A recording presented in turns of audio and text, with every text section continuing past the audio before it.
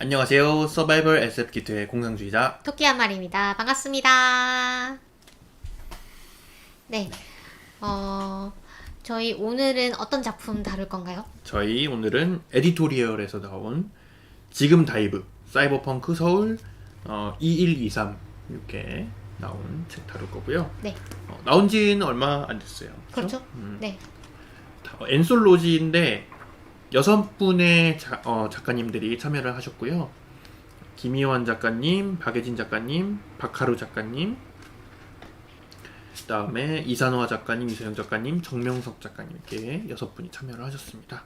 정말 쟁쟁하신 분들이 참여했네요. 서울을 배경으로 해가지고 네. 사이버펑크 소설을 이제 써가지고 이제 모아주셨습니다.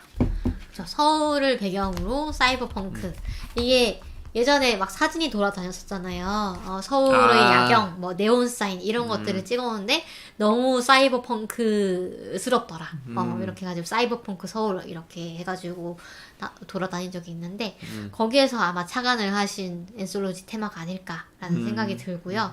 근데 진짜 본격적으로 그렇게 사이버펑크, 그러니까 서울이라는 이런 위치적 배경, 그 다음에 이 사이버펑크라는 소재, 이 둘 다를 정말 진심으로 파고든 그런 작품들이라는 느낌이 저는 들었습니다. 그리고 또 기기인 도로가 네, 또 스팀펑크잖아요. 그렇죠. 스팀펑크 조선 배경으로 한 스팀펑크 소설이잖아요. 네. 그거하고도 좀 뭔가 연결 지으려고 많이 노력을 하신 부분이 있다고 하더라고요. 뭐 도로 맥주 이것도 보니까 기기인 도로 거기서 온 것 같더라고요. 맞아요. 네. 네. 그래서 두 개를 같이 보셔도 좀 더 재밌지 않을까 이런 생각도 좀 들고요. 그러네요. 그래서 뭐 전반적으로 좀 말씀을 드리면은, 전체적으로 좀 말씀을 드리면은, 아까 말씀하셨던 대로 저번 방송에서 좀 얘기를 했죠. 네. 저번 방송에서 얘기를 해드린 것처럼 정말 사이버펑크란 뭐냐, 사실 사이버펑크가 좀 제가 알기로는 약간 좀 백래시적인 페미니즘 네, 운동에서 네. 백래시적인 그런 움직임이 좀 있다고 맞아요. 알고 있어요. 네, 그런 강연에서 들었던 것 같아요. 네. 그게 이제 뭐 서양에서는 뭐 1980, 90년대 뭐 그쯤에 이 사이버펑크가 나올 때 좀 옛날 그 왜 사이버펑크 소설 같은 거 보면 섹스 로봇 같은 거 나오고 네. 막 그러잖아요. 네. 그런 것들이 좀 뭔가 굉장히 어떻게 보면 우익적인 그런 프로파간다를 좀 전달하기 위해서 네. 써진 작품들이었는데 이런 것들이 오늘날에 와서 이렇게 변용이 되고 이렇게 하는 걸 보면은 굉장히 좀 뭔가 놀랍다는 생각도 드는 것 같아요. 이 작품을 읽어보면 굉장히 그 등장인물들도 굉장히 좀 뭔가 굉장히 주류가 아닌 좀 소수자적인 네. 그런 부분들도 많이 나오고 네. 그런 것들을 보면은 굉장히 놀랍다는 생각이 드는 것 같아요. 그렇죠. 그러니까 소재가 문제가 아니고 그거를 어떻게 쓰느냐에 대한 문제인 그쵸. 거죠. 네. 그래서 상당히 그런 매력적인 또 세계관이기도 하니까 그쵸. 그런 것들을 또 오늘날의 그런 시류에 맞춰가지고 또 잘 풀어낸 게 아닌가라는 생각도 듭니다. 네. 그래서 뭐 차례대로 좀 소개를 해드릴까요? 네. 일단 이서영 작가님의 네. 언제나 마지막에는 한 잔 더라는 작품 먼저 소개를 해드리려고 합니다. 이서영 작가님은 저희가 뭐 인터뷰 저희가 북토크 네. 했었죠. 네. 언제나 마지막에는 한 잔 더 이 작품은 이제 주인공이 사설 탐정인 그런 작품이었어요. 네. 사이버펑크 하면 사실 뭐 사설 탐정 빼놓을 수가 없는 그런 소재잖아요. 그렇죠. 그렇죠. 네. 저희 뭐 여기 이산화 작가님이 쓰셨던 네. 그 오류가 발생했습니다. 네. 그것도 이제 사이버펑크고 그것도 이제 사설 탐정 사무실에서 일하는 일이잖아요. 그렇죠. 약간 탐정사무소에서 탐정과 사이버펑크는 좀 뭔가 뗄래야 뗄 수 없는 관계 그런 게 아닌가 이런 생각이 좀 들고. 지금 보니까 부드럽고 향기로운 것도 네, 주인공 맞아요. 탐정이잖아요. 맞아요. 네. 네. 그래서 언제나 마지막에는 한 잔 더는 자신의 신체를 대체할 수 있는 네. 뭔가 예를 들어 저희가 나이가 들면은 신체가 이제 점점 좀 망가지잖아요. 네. 관절도 좀 안 좋아지고 저희 신체에서 뭔가 복구가 되지 않는 그런 신체 부분들이 있잖아요. 뭐 이 치아도 그렇고 그렇죠. 눈도 그렇고 그렇죠. 관절도 그렇고 뭐 그런 부분들이 있는데 이 언제나 마지막에는 한 잔 더 이 세계 안에서는 저희가 나이를 먹으면은 신체를 교체를 할 수 있습니다. 근데 약간 신체를 교체하는 그 과정이 저희가 상상하는 것처럼 그렇게 잘 되는 느낌이 아니고 그러니까 저희가 뭔가 신체를 교체한다는 거를 상상을 해보면은 뭐 뇌에 있는 데이터를 뭔가 복제를 해가지고 네. 다른 어떤 신체에다가 이렇게 다운로드를 한다 이렇게 보통은 이제 상상을 하실 텐데 여기서는 그런 식으로 뭔가 좀 이쁘게 작동하는 게 아니고 그냥 새 신체를 킨 다음에 자기 과거의 복제해 놓은 의식을 거기다가 이제 업로드를 하는 거예요. 네. 뭔가 현재 자기 기억을 복제해가지고 집어넣지는 않고 옛날 기억을 복제해가지고 이제 그 나이대에 맞는 기억을 복제해가지고 네. 이렇게 업로드를 합니다. 주인공의 경우 그렇게 하고 있죠. 꼭 그렇지는 않은 것 같은데 이 작품에서 나오는 이제 펍이 하나 있죠. 맥주를 파는 그런 가게가 네. 있는데 네. 그 맥주 가게의 사장은 주인공이 20대부터 나이 들어가지고 막 7, 80대가 되는 그 와중에도 계속 같은 나이로 계속 그 50대 같은 모습으로 그 펍에서 자리를 지키고 있었다 이런 식으로 나오잖아요. 네. 그 사장을 보면은 뭔가 아예 늙지 않는 신체를 좀 사용을 한 것 같이 그렇게 묘사가 되고 있어요. 네. 그런 세계관이고 이 주인공이 의뢰를 받아가지고 전자마약의 어떤 흐름을 막는 네. 전자마약이 이제 유통되는 그 흐름을 막기 위해 고군분투하는 그렇죠. 그 고군분투를 하는 과정에서 이제 자기가 이제 치명적인 손상을 받아가지고 자신의 신체를 대체하는 그 새 신체죠. 새 신체를 깨우고 거기에 자신의 의식을 업로드하는 그런 소설입니다. 너무 다 얘기한 거 아닌가요? 아 그런가요? 좀, 네. 좀 그- 남겨놔야 돼. 그렇게 얘기하면 좋을 것 같아요. 그리고 여기서 제가 봤을 때 이 소설의 매력 포인트는 일단 공각기동대에서 나오는 그 해킹으로 싸우는 그런 장면들이 약간 눈앞에 펼쳐지는 그런 느낌이었어요. 네. 그래서 이 주인공도 상당한 해커고 그 다음에 이 새로 깨어난 신체에게 그 해킹 기술을 막 이렇게 전수를 하거든요. 약간 도제식으로 그런 것들이 좀 되게 재밌었고. 근데 그 네. 전달해주는 사람이 자기 자신이잖아요. 그렇죠. 그러니까 과거의 자신을 어느 정도 좀 이해를 하고 있으니까 그거를 이제 전달해주는 방식이 좀 재밌는 것 같았어요. 그렇죠. 그래서 이게 나 자신인가 아니면 사실 엄마와 딸뻘이기도 하거든요. 네, 그래서 그렇죠. 그런 거에서 오는 묘한 그런 유대감 그런 것들이 좀 매력 포인트였고요. 그 다음에 이 소설의 매력 포인트는 팝송이 계속 등장을 합니다. 그래서 이 배경음악을 계속 틀어놓고 이제 보게 되는 그런 가사들도 작품이에요. 계속 나오죠. 맞아요. 네, 그래서 꼭 이 소설을 읽을 때는 이제 검색을 해가지고 이 플레이리스트를 딱 이렇게 해놓으신 다음에 들어보시는 거를 추천합니다. 네. 그 어떤 락앤롤의 그런 장르예요. 네. 이소영 작가님이 좋아하시는 노래들인 네, 것 같아요. 네. 작가의 말에 보니까 자기가 좋아하는 노래들을 음. 올려놨다. 네. 요 술집도 실제로 실제 있는 술집을 좀 모티브로 그런가 하신 봐요. 것 같아요. 네. 작가의 말에 네. 보니까. 그래서 그 실제로 서울의 어떤 장소를 모티브로 했는가 얘기를 하면 또 재밌을 것 같은데 네. 이 작품은 청계천과 종로를 소재로 종로 했습니다. 네. 다음 작품을 또 얘기를 해볼까요? 네. 그 다음은 소켓 꽂은 고양이라는 네. 작품입니다. 이거 제목이 약간 네. 그 뭐 유명한 고양이 나오는 그 소설 뭔가 모티브로 한 것 같은 모티브가 아니라 좀 오마주한 것 같은 고양이 나온 소설이 뭐가 네. 있죠? 무슨 뭐뭐 하는 고양이 뭐 이런 장화시는 고양이요? 그런가요? 산책하는 고양인가? 아무튼 네. 네, 그런 것 같은데 네. 고양이가 주인공이 네. 제목에서 나오다시피 고양이가 주인공인 소설인데 이 주인공이 이제 요 주인공은 해커예요 또 요 주인공도 네. 해커도 또 사이버펑크 하면 떼놓을 수가 없죠. 그렇죠. 네. 꼭 근데 나와야죠. 네, 이 주인공이 모종의 일로 인해서 자신의 신체를 잃어버려가지고 원래는 인간이었는데 그 고양이 몸에 유배가 됐어요. 맞아요. 네. 네. 그리고 요 소설의 또 대표적인 세계관은 초거대 기업 같은 게 나오죠. 사이버 스페이스를 관리하는 뭔가 맞아요. 우리 현실로 치면은 약간 KT 뭐 SKT, 네. LG 이런 것 같아요. 네, LG 저기 U 플러스? 네, U 플러스 네. 이런 느낌인 것 같아요. 그런 회사들이 나오는데 얘네들이 서로 해킹을 엄청나게 하는 그런 세계관이죠. 그렇죠. 서로 이 점유권을 높이기 위해서 막 다른 회사 막 해킹하고 그걸 가지고 저 회사 보안 약하다 막 이러면서 이 네. 황색 선전을 하고 네 그런 배경입니다. 네. 근데 그 사이에서 이 인간들은 그러니까 그냥 대중들은 이제 죄 없이 피해를 보는 거죠 또. 네. 그렇죠. 네.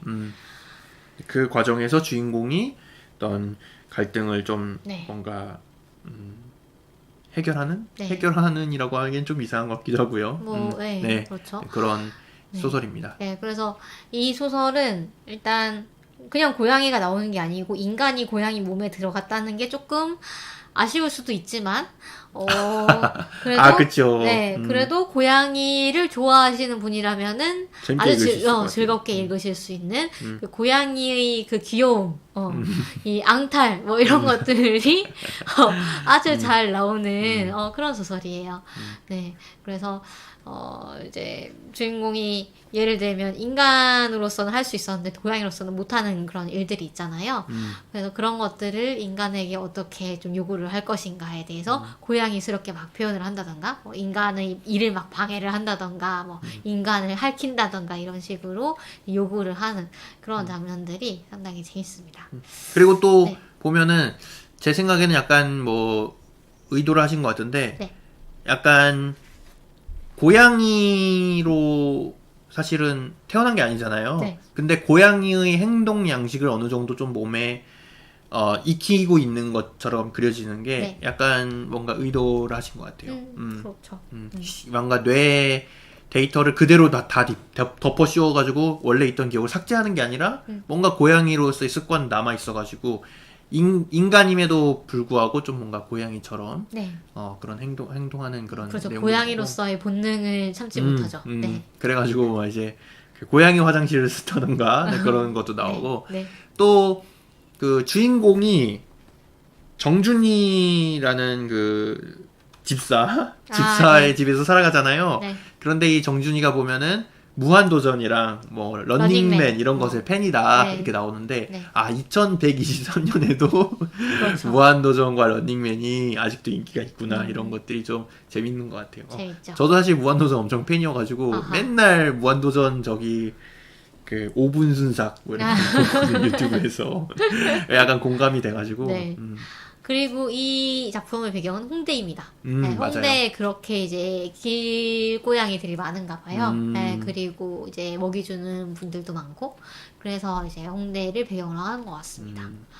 스테이도 언급해 주셨네요, 꽁땅콩님이. 게임 스테이도. 맞아요. 고양이 스트레이죠, 시점으로. 스트레이. 네, 네. 고양이 시점으로 이렇게 돌아다니게 되는 게임이죠.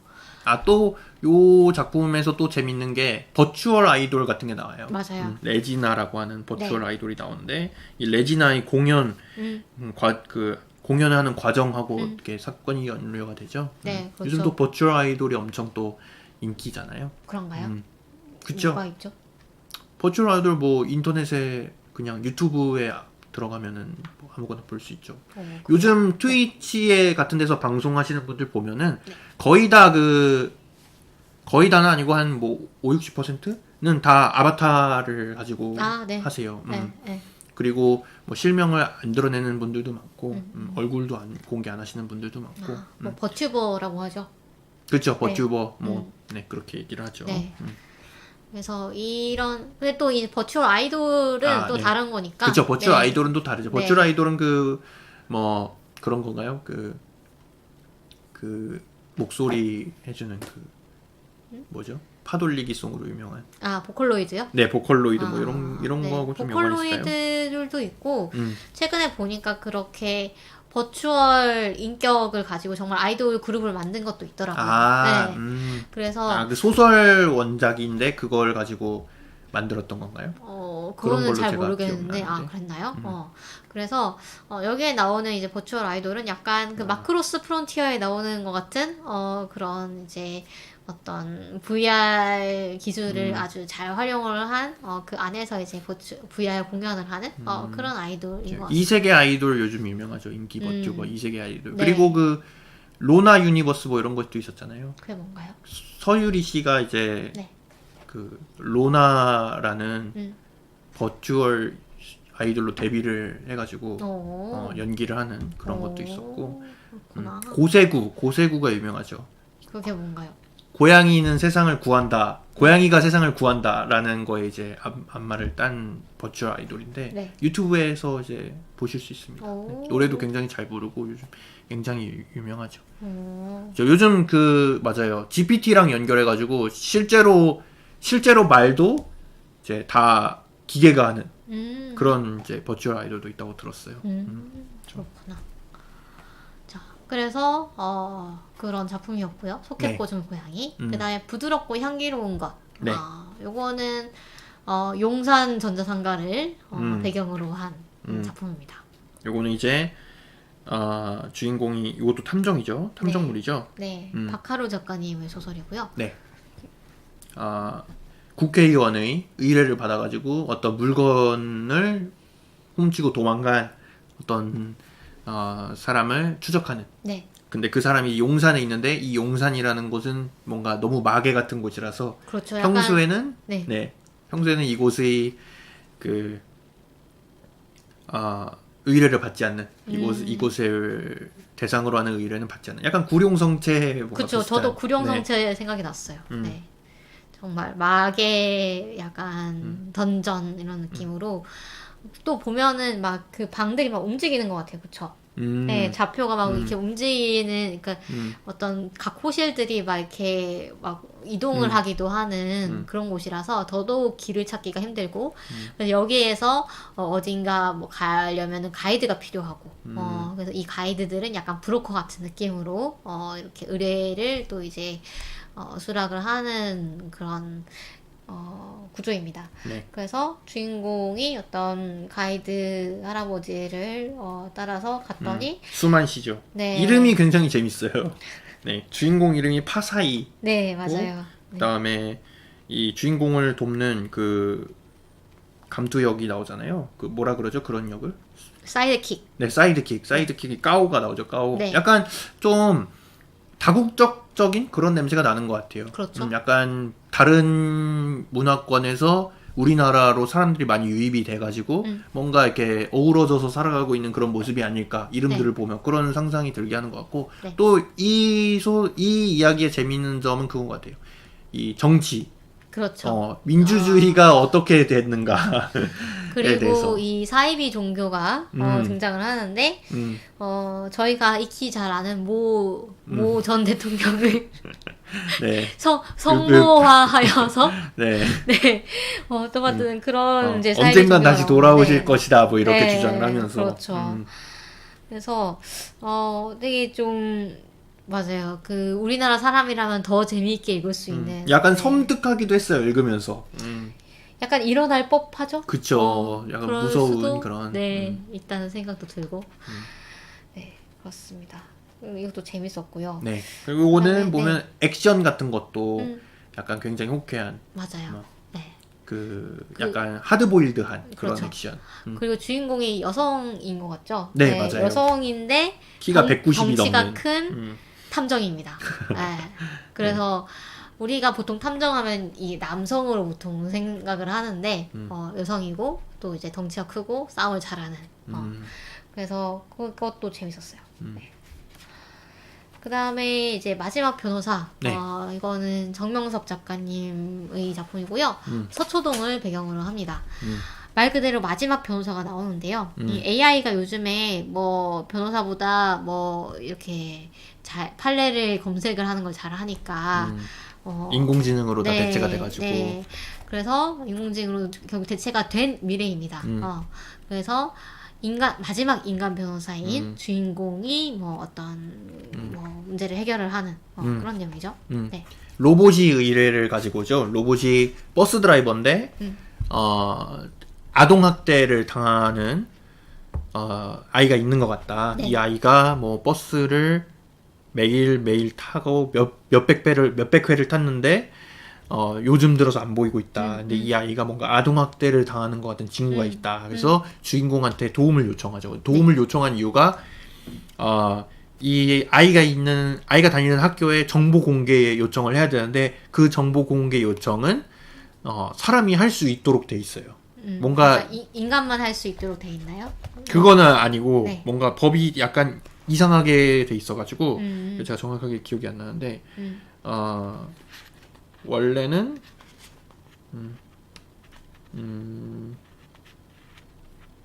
근데 로봇이 굳이 이 인간한테 의뢰를 하러 온 이유가 있었을 텐데. 네네 그게 네. 기억이 안 나가지고 여튼 그래가지고 결국은 이 아동을 구해 내는가 뭐 이런 내용이었던 것 같습니다. 그래서 이 로봇도 대단히 좀 착한 로봇이죠.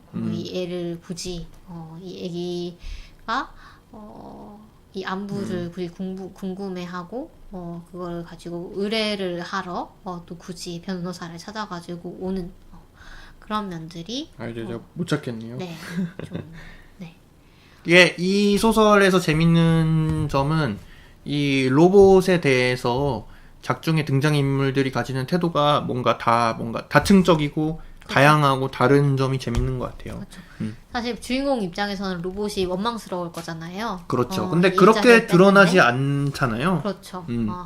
그런데 사실 우리가 이 인간성이라고 하는 것 이것을 과연 로봇과 인간 중에 누가 더 잘 갖고 있는가 이런 것들을 또 돌아보게 하는 소설이 아닌가 하는 생각도 듭니다. 그리고 요 작중의 악역들은 로봇 혐오자로 나오잖아요. 네. 로봇 혐오자로 나오는데 아동학대를 당하고 있는 그 아이는 오히려 뭔가 좀 더 로봇에게 호의적이고 그렇게 나오고 그다음에 버스 드라이버였던 로봇은 굉장히 인간을 뭔가 좀 아끼는 그런 또 로봇이고 그런 것들을 보면은 굉장히 뭔가 이 로봇에 대해서 우리가 어떻게 대비를 해야 되는가 뭐 이런 생각도 좀 드는 것 같고요. 네. 그리고 다음 작품은 이사나 작가님의 마법의 성에서 나가고 싶어. 마법의 성에서 나가고 싶은 이유가 있겠죠? 네. 롯데월드에 대한 이야기죠. 네, 롯데월드를 배경으로 하고 있고요. 이제 롯데월드가 어떤 버추얼 롯데월드 같은 걸 오픈을 한 거예요. 오픈을 했는데 뭔가 사고가 나가지고 결국 오픈 첫날 뭔가 대재앙이 일어나고 폐쇄가 됩니다. 폐쇄가 되고 근데 그 안에 뭔가 보물이 숨겨져 있다는 소문을 들은 주인공 패거리가 이 롯데월드 안에 잠입을 하는데 아주 실력이 좋은 해커가 그 문을 그동안 이제 아무도 들어가려고 하지만 아무도 못 들어갔던 그 문을 열어주면서 이야기가 시작이 되죠. 아까 잠깐 말씀을 드렸지만 이 롯데월드에서는 저번 주에 말씀드렸죠. 네. 저번 주에 말씀을 드렸네요. 사이버 스페이스라는 어떤 물질 같은 게 나오잖아요. 네. 그 설정이 굉장히 재밌는 것 같아요. 그렇죠. 사이버 스페이스라는 게 있는데 그게 어떤 가상의 무언가를 물질화 시켜주는 그런 장치인데 그 농도가 너무 높아가지고 아무도 거기에 들어갈 수가 없다. 뭐 이렇게 묘사가 되죠. 네. 그 부분이 굉장히 재밌는 것 같아요. 네. 그리고 이 놀이기구들이 괴물이 돼가지고 네, 서로 이제 원래는 그 손님을 더 많이 태우기 위해서 진화를 하도록 그렇게 설정을 해놨어요. 그러면 자기네들이 서로 자연 경쟁을 하면서 더 재미있는 놀이기구가 되겠지라는 이제 설계자의 의도였겠죠. 그런데 이렇게 경쟁을 손님이 아무도 안 오는 곳에서 막 계속 경쟁을 오랫동안 하다 보니까 결국 얘네들이 어떤 살인 기계가 되어버렸죠. 자기 이 놀이기구에 영원히 이 사람을 태우기 위해서. 그래서 아주 정말 희한한 뭐 어떤 게 있었죠? 예를 들면 레무리아라는 이제 롤러코스터가 네. 진해가 돼가지고 막 네. 주인공들을 쫓아오고 그렇죠. 네.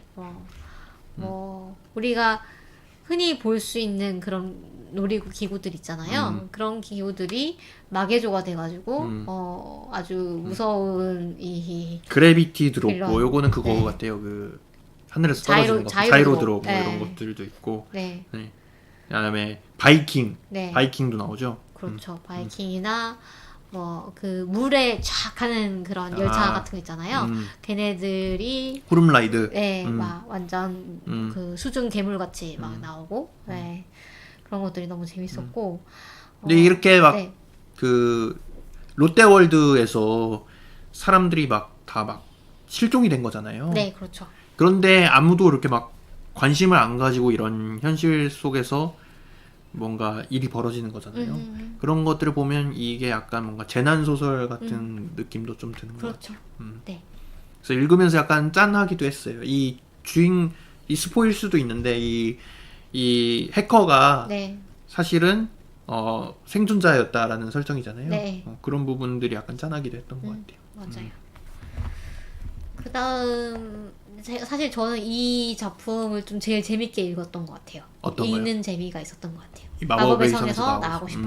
네. 이름들도 굉장히 재밌어요. 이 이선화 작가님이 네이밍 센스가 네, 좀 대단하시잖아요. 오류가 발생했습니다에서도 네. 굉장히 이름을 재밌게 지으셨잖아요. 네, 디저트 이름으로 지으셨잖아요. 그렇죠. 여기서는 그 뭐 치킨 프라이어였나? 네, 네, 맞아요. 막 그런 걸로 그 직업들이 이제 이름이 돼가지고 처음에 막 뭐 음, 그 자기소개 하잖아요. 근데 뭐 예를 들면 실험복 그 의사 옷 같은 거 입고 나와가지고 우리 가문은 뭐 그래 미아 치킨 프라이어라는 친구가 있고 그다음에 그 치킨 튀기는 그런 네, 그다음에 직업을 유진드 샤인시티 팰리스가 있고 그다음에 또 경기 북부 출신인 한나 서전스 도터.